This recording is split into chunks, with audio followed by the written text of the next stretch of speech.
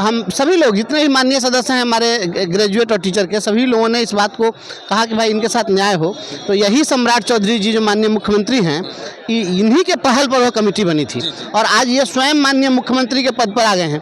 तो निश्चित रूप से उस कमेटी की रिपोर्ट जल्द ही आनी चाहिए। हम लोग सदन में भी उठाया कि भाई इस कमेटी बनी तो उसकी रिपोर्ट नहीं आई, तो कमेटी की रिपोर्ट जल्द से जल्द मंगा करके और इनका निर्णय करना चाहिए।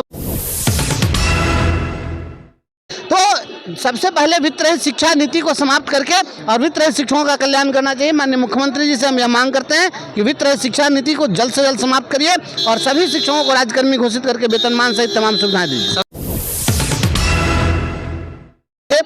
आप गांव-गांव में आप कह रहे हैं कि हर प्रखंड में हम एक डिग्री कॉलेज खोलेंगे।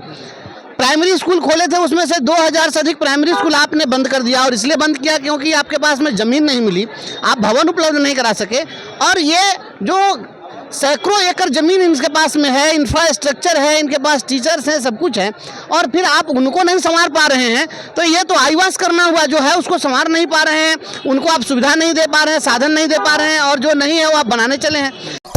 लाइव न्यूज, खबर तो पक्की है। नमस्कार, मैं शंभू कुमार, आप देखें लाइव 24 न्यूज। मेरे साथ एमएलसी बंसीधर ब्रजवासी जी जुड़ेंगे। आज सर, वित्त रहित शिक्षा की मांग कई सालों से चल रहा है और एक बिहार सरकार के द्वारा कमेटी भी बना लिया गया था। तो उस कमेटी का 8 महीना हो चुका है, लेकिन अभी तक उन लोग मतलब अभी तक कोई फैसला नहीं है। वित्त रहित शिक्षकों के मुद्दे पर आपने देखा होगा, हम सदन में लगातार आवाज़ उठाते रहे और हम सभी लोग जितने भी माननीय सदस्य हैं हमारे ग्रेजुएट और टीचर के, सभी लोगों ने इस बात को कहा कि भाई इनके साथ न्याय हो। तो यही सम्राट चौधरी जी जो माननीय मुख्यमंत्री हैं, इन्हीं के पहल पर वह कमेटी बनी थी और आज ये स्वयं माननीय मुख्यमंत्री के पद पर आ गए हैं। तो निश्चित रूप से उस कमेटी की रिपोर्ट जल्द ही आनी चाहिए। हम लोग सदन में भी उठाया कि भाई इस कमेटी बनी तो उसकी रिपोर्ट नहीं आई, तो कमेटी की रिपोर्ट जल्द से जल्द मंगा करके और इनका निर्णय करना चाहिए। बहुत समय बीत चुका हुआ है, लोगों का धैर्य जो है वह टूट रहा है, इसलिए अब धैर्य नहीं टूटना चाहिए। आप गांव-गांव में आप कह रहे हैं कि हर प्रखंड में हम एक डिग्री कॉलेज खोलेंगे। प्राइमरी स्कूल खोले थे, उसमें से 2000 से अधिक प्राइमरी स्कूल आपने बंद कर दिया और इसलिए बंद किया क्योंकि आपके पास में ज़मीन नहीं मिली, आप भवन उपलब्ध नहीं करा सके। और ये जो सैकड़ों एकड़ ज़मीन इनके पास में है, इंफ्रास्ट्रक्चर है, इनके पास टीचर्स हैं, सब कुछ है, और फिर आप उनको नहीं संवार पा रहे हैं। तो ये तो आईवास करना हुआ, जो है उसको संवार नहीं पा रहे हैं, उनको आप सुविधा नहीं दे पा रहे हैं, साधन नहीं दे पा रहे हैं, और जो नहीं है वो आप बनाने चले हैं।